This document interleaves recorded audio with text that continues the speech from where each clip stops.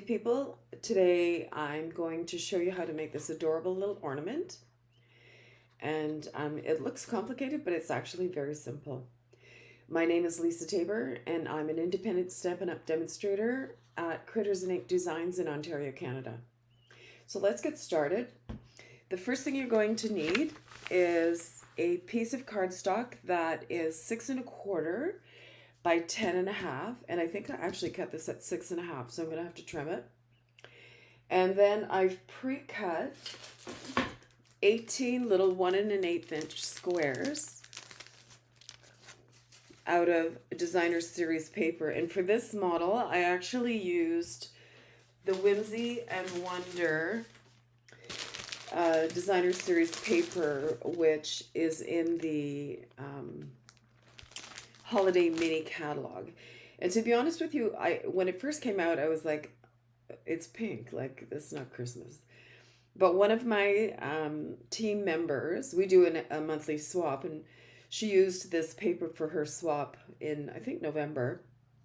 And I absolutely fell in love with the paper, so I had to order it right away. And I really, really like it. So we're going to use this one, actually. As you can see.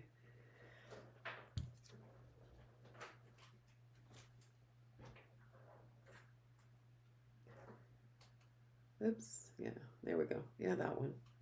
And so those little squares are 1 1/8 inch. And the paper is really quite pretty. So let's get started. So the first thing I'm going to do is I need to trim this down to 6 1/4 because I actually cut it at 6 1/2, I think. So I'm just going to give it a little quick, excuse me, a little quick trim.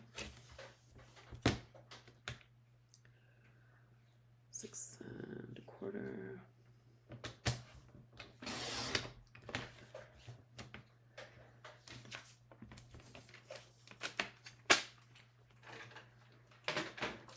Okay, and I'm going to take my Simply Scored tool. Now, if you don't have a lot of tools, I mean, you can certainly do this with your trimmer. There is a scoring blade here to do it with.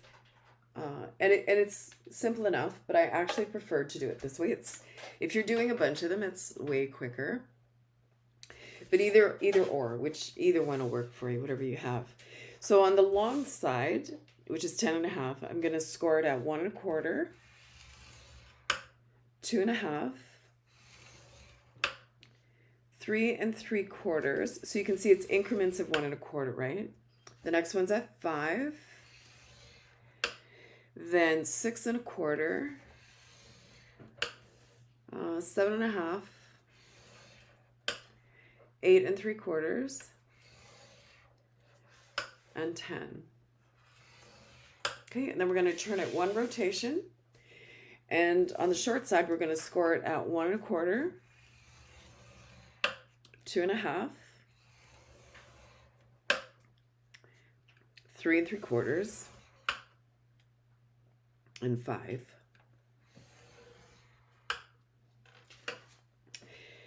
And that's all the scoring that we can do on here. There's a little bit more scoring that we have to do, but we really have to do it using just a little ruler. So I'm going to put this aside. Okay, so in here, now I have a diagram that I drew, and I'm going to post this on my blog later today. So here is our sheet, and you can see the score lines. And so the shaded areas are what we're cutting away.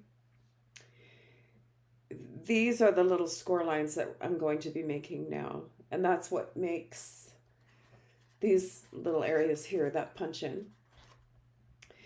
And the little stars, excuse me, the little stars is where the Designer Series squares are going to go. Okay? Sorry. Bear with me. I picked up a cold from my granddaughter who picked something lovely up at daycare. And she was really willing to share it. So now we all have it. And it's not COVID. She was tested, thank goodness. So I'm going to start at the end on the left-hand side. So in the second row, at the top of the second square, no, actually, I do mine on the first square.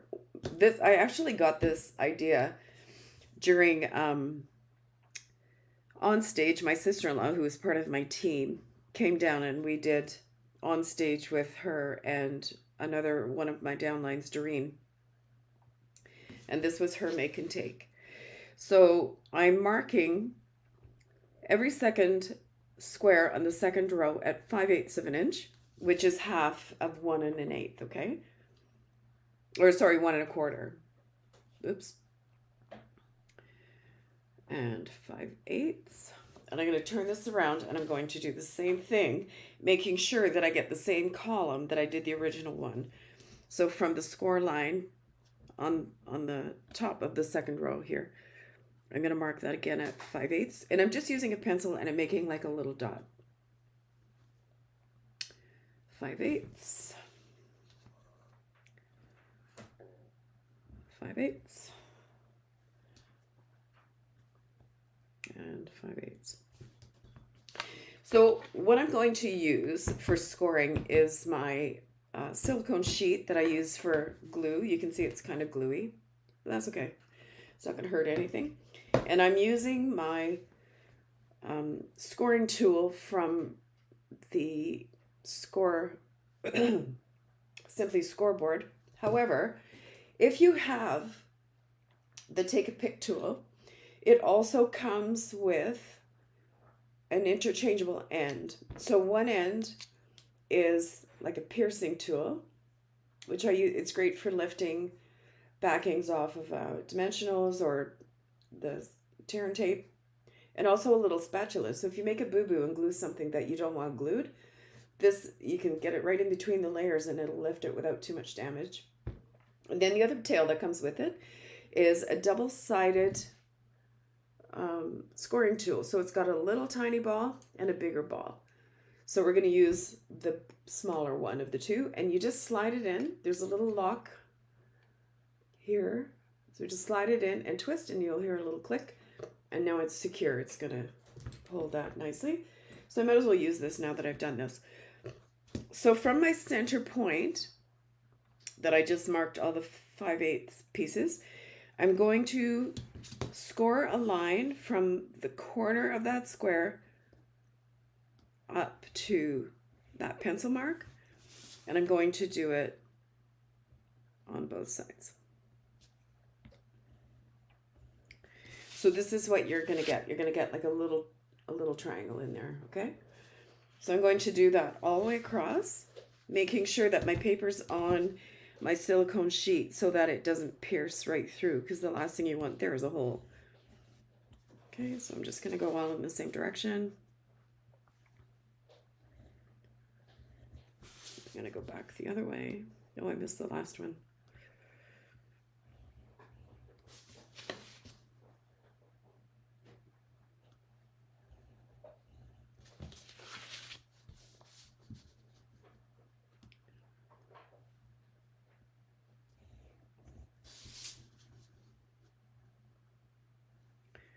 I think I do mine a little bit different than my sister-in-law does hers, but the end result's the same.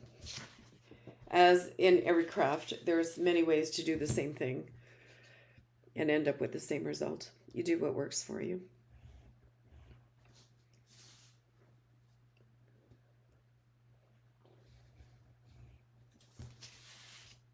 These are really quick to make and they're fun.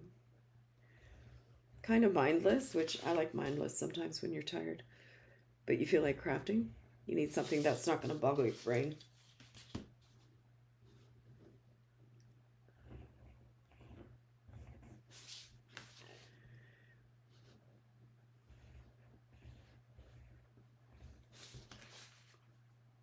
So you can be firm when you're scoring. You know, you don't want to stab your score tool into the paper, but you can be firm and get a really good score. There. Excuse Excuse me. Okay, so I'm going to now fold and burnish all of my score lines.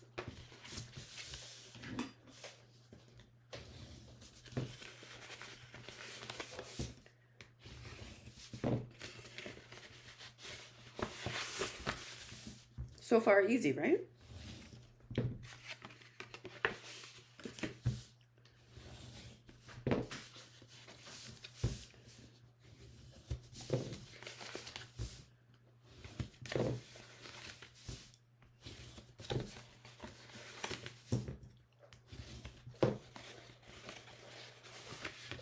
The weather has been really strange. Yesterday was almost balmy, beautiful and sunny, and today it's -1 and snowing like crazy.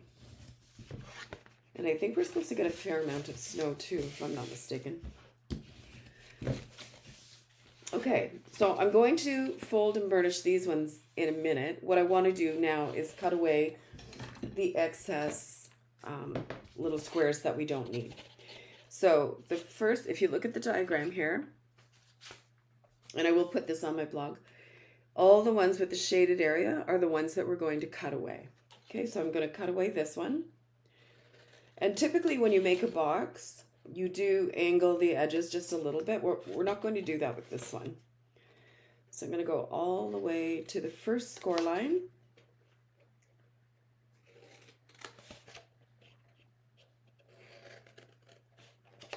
That was crooked, but that's okay.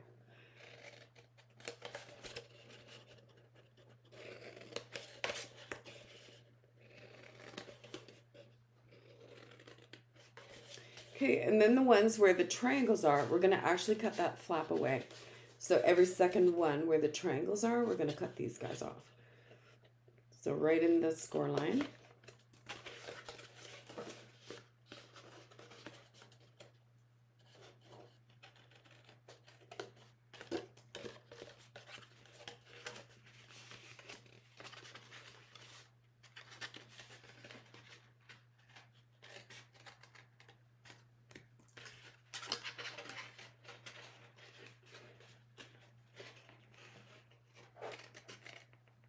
Okay, and we're going to do the same thing on the opposite side. So cut all the way up to the first score line.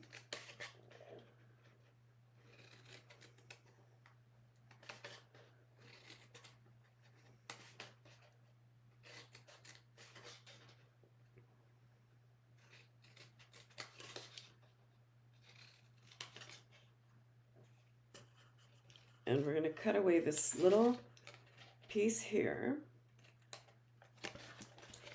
and then excuse me, all of the ones where the triangles are. So bend that out of the way so I don't nip it.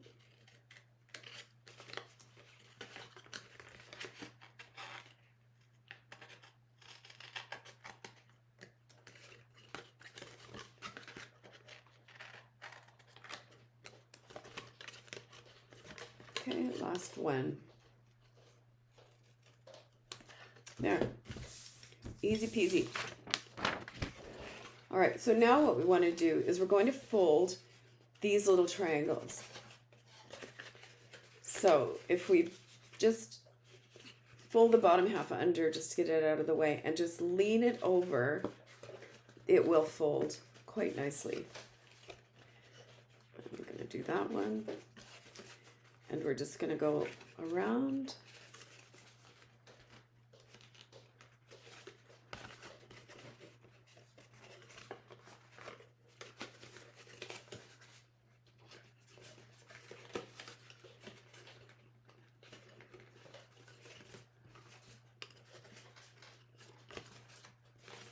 There's a method to my method. Oh, here we go.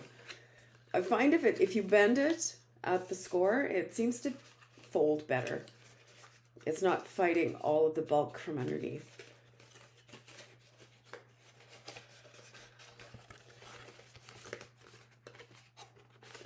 There we go. Okay, that's that side.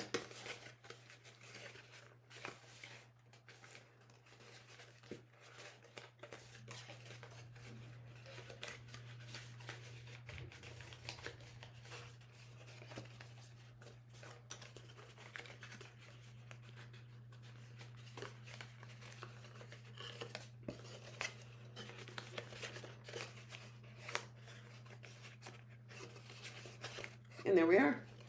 Okay. So we're ready to go. We're ready to assemble. What I found easier was to put my little squares on while it was flat. So go ahead and do that. And you need 18. And again, the measurement on that is 1 1/8.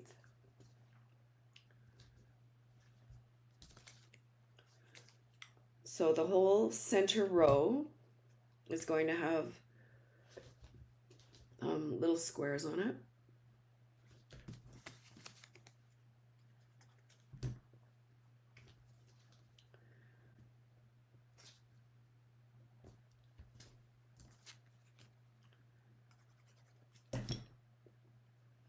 Can't believe it's like a week from Christmas.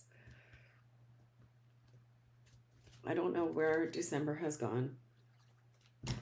We finally got our quilt shop closed up, inventory done, everything out of the store.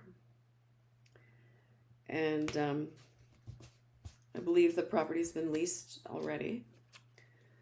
And my garage is full of notions, and I have still a little bit of fabric left in my basement. But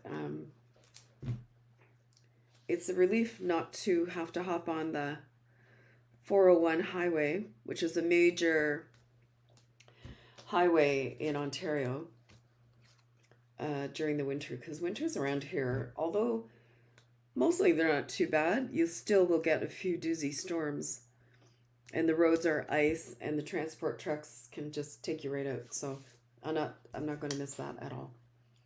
All right, so now I'm going to put these little squares in the ones on opposite sides of the little triangle squares. And you don't need a lot of glue here. I don't go crazy with my glue, but I do like using the liquid glue so that I can move them around if I have to, just to make sure they're centered.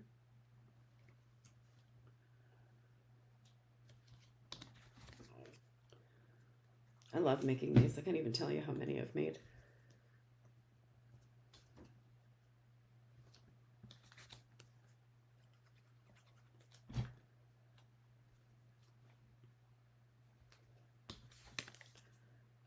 So it goes fairly quick. You could do this assembly line style if you were making a bunch for, you know, to put as a gift tag or even hang on your tree. They're so cute.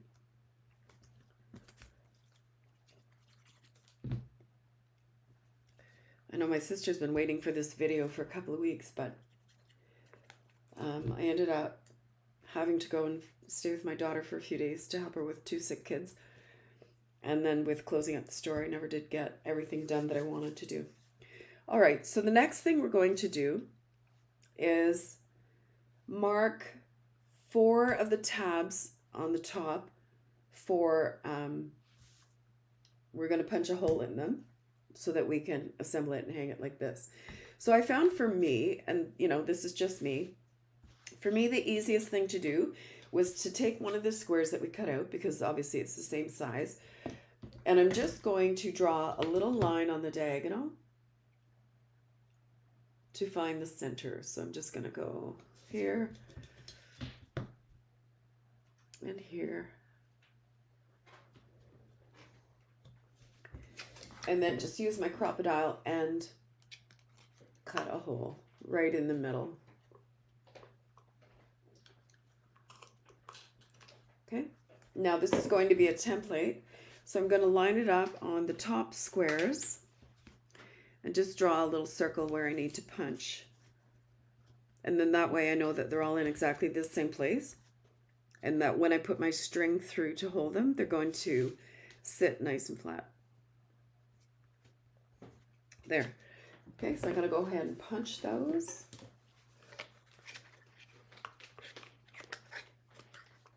Hard to see. It's really hard to see when you have paper in the hole. Okay, so there's 1.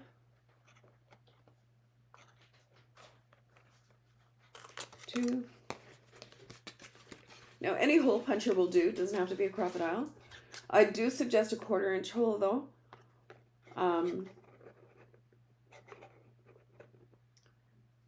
just because you want to be able to get a good sized cord through there. Now when my sister-in-law did them, she had a beautiful cord, and it wasn't Stampin' Up, but it was a white and red cord, maybe from the Dollar Tree or from a craft store, I'm not sure.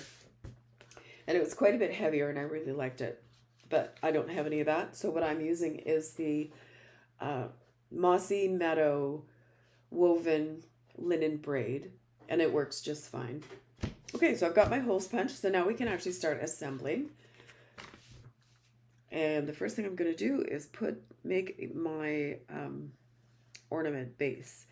So on that tab that we had left, I've just put some liquid glue there, and I'm going to fold it and then fold the opposite side over, and the sides will just line up, and it should be lying flat.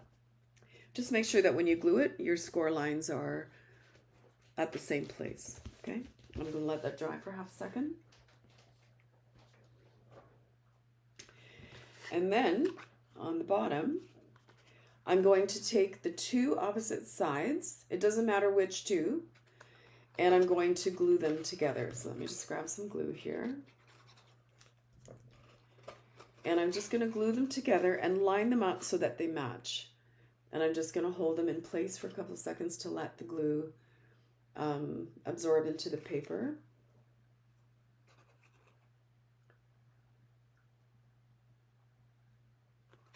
Should do it. And then I'm going to bring in the other sides, and this is where you're going to get your detail with those little corners, those little triangles that we've created.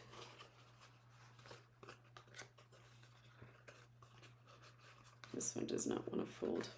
Okay, get in there.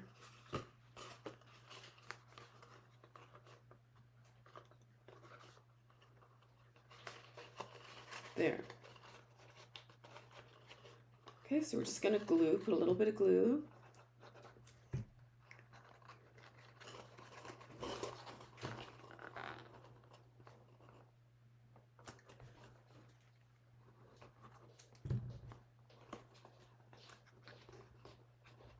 All right, I'm just going to hold that for a minute and let the glue settle.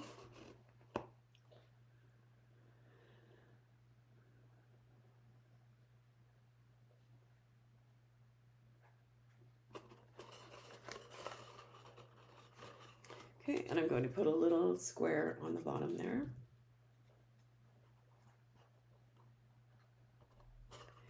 And so now we're going to do the top. So at this point, you can decide whether you just want it to be an ornament, like mine are empty. But if you wanted to do like a treat box, now would be the time. You could throw some candy in there if you wanted to, or a gift card or something like that, and not seal it with glue, but just use the twine or ribbon or whatever you're going to use that will hold it together. Now, I did get some of this in my last order, and I'm wondering if that would look okay. We could try a piece. Why not, right? So this is the metallic mesh ribbon. So I have a piece, I'm going to say that's probably about 10 inches long or so. I'm just going to tie a knot in the bottom. It may or may not work. I don't know. It might be too thick, but you don't know if you don't try. Okay, so I'm just going to pop that through there. Now I'm going to go through the first hole.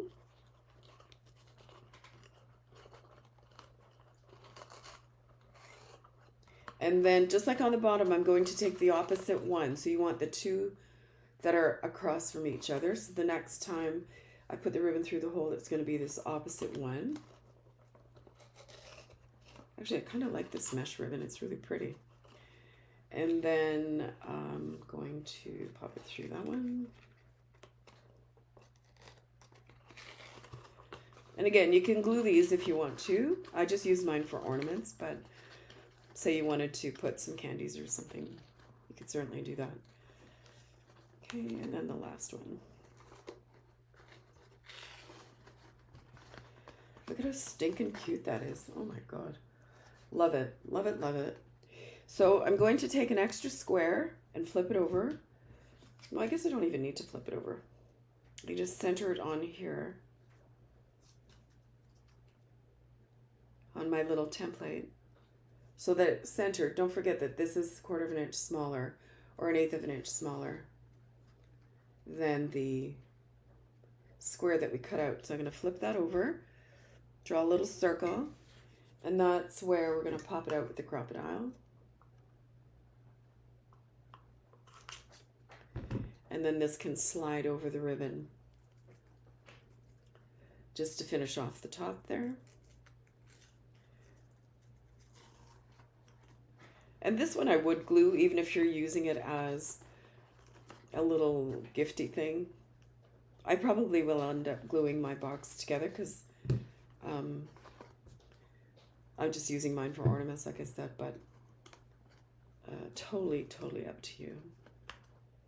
And I mean, you don't have to do this just as Christmas, you know, you can do this with birthday paper. This would be really cute as a shower. What do you call that when you have a shower? Little gifts that you hand out to the guests. A little bit more glue there. Oh, okay. Yeah, no, that's the lid. Okay. So there's our little ornament, quick and easy, so quick and easy. And I took the liberty of pre-cutting some little labels from the Pretty Pillow Box dies, and these are on page 9, I think, in the page 9 in the holiday catalog, which is still good until I think it's the 4th of January. And here are the pillow box dies. And they come with that little label, and that's the label that we're going to use. So I cut 2 of them out, one in the Mossy Meadow, just from the scrap from the, when I cut out the piece of cardstock for the base, and one in the basic white. And let's see.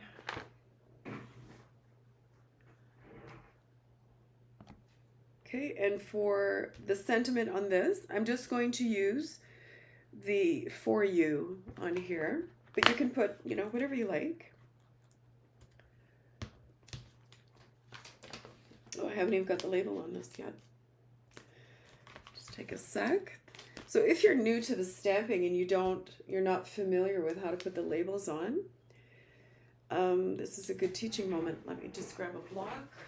Okay, so I'm going to take the backing off of my rubber stamp part, and I'm going to fold. You can see, well, I don't know if you can see, but the label, the stamping label, always comes in 2 pieces. So I'm going to fold up, leave it on my card here, and I'm just going to fold up one little corner so that I can grab it later when it's on the block, and I'm going to do it with the other corner.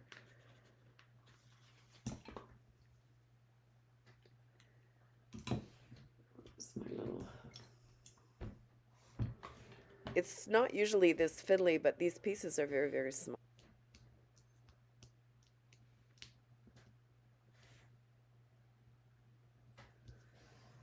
There, I'm just going to fold that over like that. Okay, and then I'm going to peel the whole label off of the backing and place the label on my block. So now I'm going to pull back the backing of that sticky label and line it up with my block. Sorry if my head gets in there, but I want it right.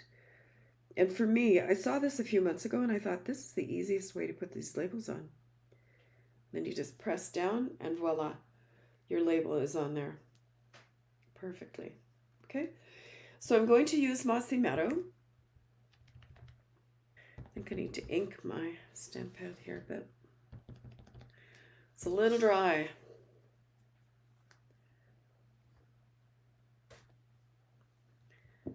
There you go. It says For You. And I'm just going to offset it and glue it to the Mossy Meadow base.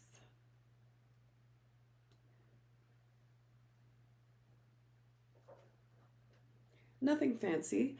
And then I have a little scrap of the designer's series paper, and I'm just going to cut out a little piece of the holly.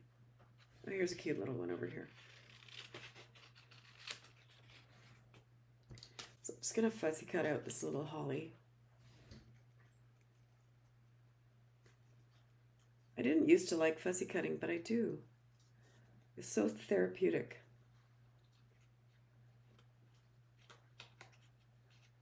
Now you'll notice when I'm fussy cutting that the scissors don't move, the paper moves. So I maneuver the paper and the scissors stay stationary. And for one thing, it's easier on your hands, but also you can determine where you want your blades to go.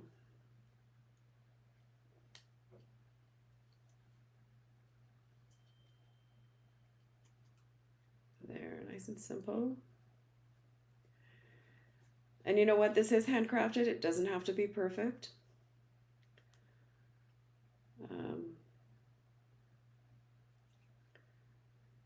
When I had my quilt shop, someone was saying, oh, I don't like homemade things. And I had to convince her that there's a big difference between homemade and handcrafted.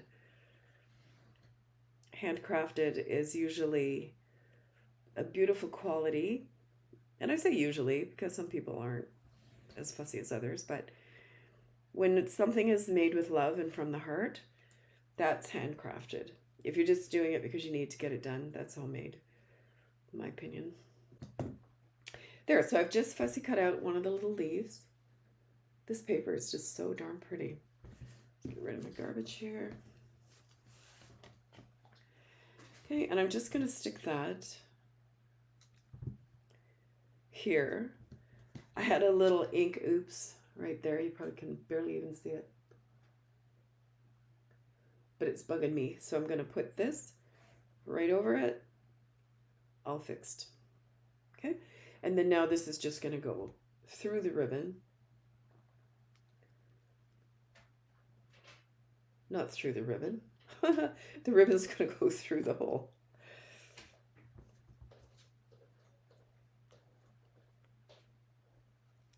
And there you have it. There's your little box. Isn't that just the cutest thing? Love it. I'm addicted to these. I think I've made probably 10 or more. I'm just going to glue these because I really do want my box to be closed. That's going to lean over there.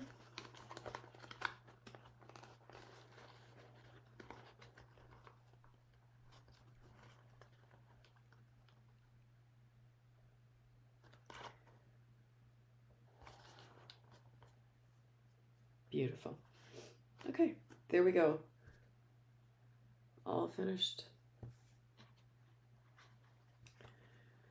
This is a great way to use up those little scraps of designer series paper that you don't want to throw it out because, you know, it's so pretty, but what can you do with a couple of 1-inch squares? Well, now you know. It's just so easy. You just, as I say, you need 18 of the little squares and a piece of cardstock and off you go. Thanks so much for joining me today. I hope you enjoyed this. I will have the directions and the diagram on my blog later today. Thanks again. Have a great afternoon and stay safe.